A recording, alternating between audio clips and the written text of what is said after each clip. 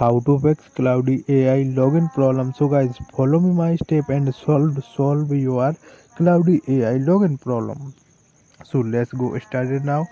So first open the phone setting and scroll now, tap apps option and tap manage apps option.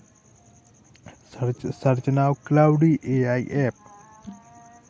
So tap cloudy AI and tap clear all data option. Tap clear cache option and OK now.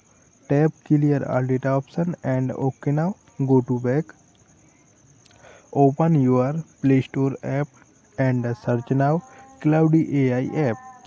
So guys, uh, Cloudy AI app, tap now and update your Cloudy AI app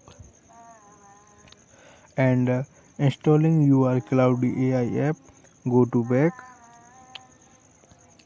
and reboot your phone and login Cloudy AI app and solve your Cloudy AI login problem. 100% you are solve Cloudy AI login problem.